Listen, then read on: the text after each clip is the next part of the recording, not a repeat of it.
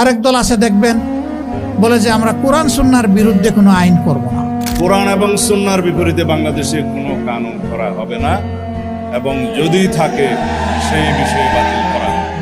আরে কোরআন সুন্নাহর বিরুদ্ধে করব না, সাহস করে একটু বলো না কেন যে আমরা কোরআন সুন্নাহ অনুযায়ী আইন চালাবো। রাষ্ট্র গণতান্ত্রিকভাবে চলুক সেজন্য সহযোগিতা করতে চায় না।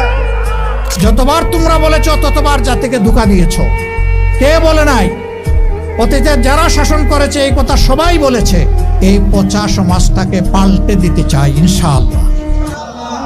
আপনাদের কি বিশ্বাস হয় যে আমরা পারবো? ইনশাআল্লাহ আমরা পারবো বিইজনিল্লাহ। আল্লাহ তাআলার সাহায্যে ইনশাআল্লাহ আমরা পারবো। অনেকে এগুলা স্বীকার করে তারপরে বলে যে ভাই এই কাজটা কে করবে? আমি বলি আপনি করবেন, আমি করব। ইংলিশে একটা ফ্রেজ আছে যে সবাই তো বুঝে, but who will bell the cat? বিড়ালের গলায় ঘন্টাটা বাঁধবে কে? আসো আমিও বাঁধবো, তুমিও বাঁধবে। এই সমাজ আর আমরা চলতে দিব না ইনশাআল্লাহ। এ সমাজ পাল্টাতেই হবে। আমাদের অঙ্গীকার দুর্নীতির বিরুদ্ধে লড়াই।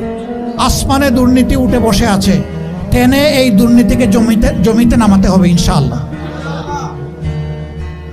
অঙ্গীকার হবে আমি নিজে দুর্নীতি করব না এবং কাউকে দুর্নীতি করতে দেব না। এটা হবে আমাদের অঙ্গীকার।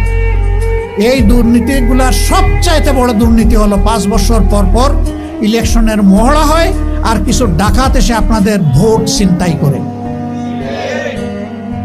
ওই জায়গাটা যেদিন ঠিক হয়ে যাবে, যার ভোট সে দিবে, ভোট দেওয়ার পর ভোট অনুযায়ী রেজাল্ট হবে, সেই দিন সবাই বুঝতে পারবে যে 5 বছর সামনে রেখে যে ওয়াদা দিয়েছি, কথা বলেছি, আচরণ করেছি, বাকি 5 বছর যদি এইরকম না করি তাহলে লোকজন ঘাড়ে ধরে আগামী 5 বছর পরে আমাকে সরাই দেবে।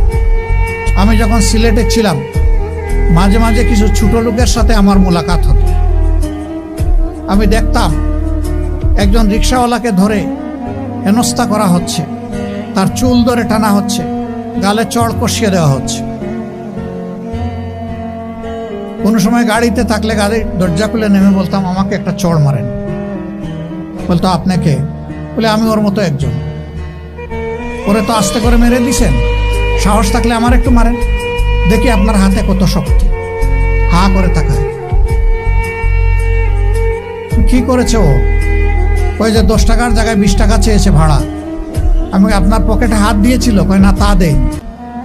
ছুরি ধরে গলায় যদি আইসা বলতো যা আছে খুলে দে,